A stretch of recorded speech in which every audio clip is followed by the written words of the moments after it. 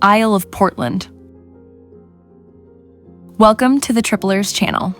Join us as we set off on a once-in-a-lifetime journey around the world. Over the next 133 days, we will visit 4 continents and make 55 stops across 27 countries. The Isle of Portland lies off the south coast of the United Kingdom. Great Britain has a population of around 67 million, and the Isle of Portland itself is home to approximately 13,000 residents. When we arrived at the port, the weather greeted us with rain, but the warmth and kindness of the residents immediately chased away any clouds. What about formalities when you travel on a cruise ship? After waiting in line for a while, our passports were checked and our boarding cards were scanned. Then we were allowed to disembark into the port area, where shuttle buses awaited us. The buses had stops at the historic Portland Castle and a second one in Weymouth. We decided to start our sightseeing in Weymouth, a seaside town located at the mouth of the River Wey, opening into the English Channel. With a population of around 50,000, it's a popular destination for summer holidays and seaside relaxation. We began our visit with a walk through the charming streets of Weymouth. We especially enjoyed Trinity Road, lined with cozy shops, restaurants, and pubs leading to Weymouth Harbour, filled with sailing boats gently swaying on the water. As we continued our walk, we passed the Holy Trinity Anglican Church and crossed the town bridge, heading toward the narrow streets that opened up to Weymouth's sandy beach. Later, we explored the historic harbor promenade, so peaceful and full of charm, and spent some time in the beautiful Alexandra Gardens, where a carousel and other attractions were set up for children. Alexander was particularly delighted by the name of the place. Not far from there stands Noth Fort, a 19th century coastal fortress that originally protected the harbor of Portland. Visitors can explore its underground tunnels and enjoy stunning views of the Jurassic Coast. Next, we ordered an Uber and headed to Portland Bill Lighthouse. Our driver, who was born and raised in Weymouth, told us a lot about everyday life in this charming seaside town. Just as it appears at first glance, Weymouth truly offers its residents a sense of safety, a friendly atmosphere, and a cozy, small-town feel.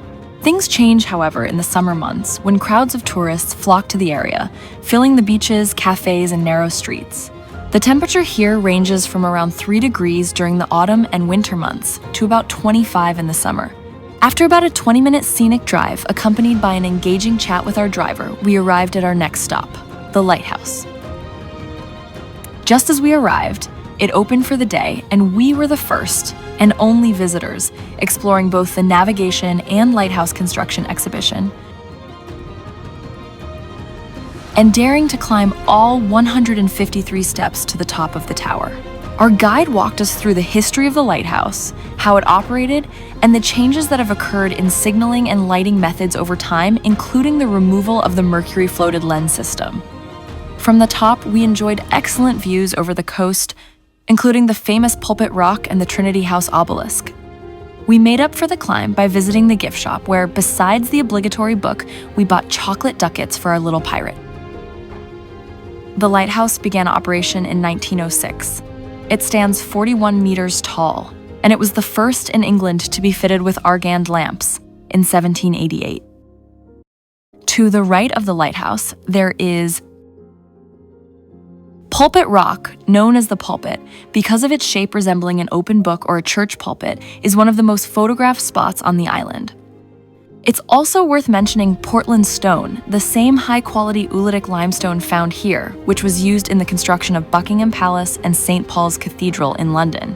After taking in the view of Pulpit Rock, we headed back toward the lighthouse to see another landmark, the slender pillar dated 1844, the Trinity House Obelisk. Standing 7 meters tall, and made of the local Portland stone limestone, it was constructed to warn sailors of a hidden rock shelf stretching 30 meters out into the sea. It was hard to say goodbye to the lighthouse at Portland Bill, but a visit to the United Kingdom wouldn't be complete without trying the best fish and chips in the world. We took an Uber back to Weymouth and, as usual, had a friendly chat with our driver about the local area. For lunch, we chose Bennett's Fish and Chips, a family-run restaurant located right on the historic Weymouth Harbour at number 14 Trinity Road, with more than 30 years of tradition. This place serves both eat-in and takeaway meals.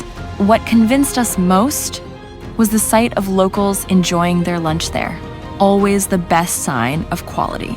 The portion size looked overwhelming at first, but the fish was so fresh and delicious that we somehow managed to finish almost all of it. We highly recommend it. On our way back to the ship, we stopped to see Portland Castle, built between 1539 and 1540 on the orders of King Henry VIII as part of his coastal defense network. This was the first of 55 ports on our journey around the world. We hope you enjoyed spending time with us. We'd love to have you join us by subscribing to our channel. Our next stop, Halifax, Canada. Tripelers, like, subscribe, and hit the bell if you want to support us and see more quick travel reviews.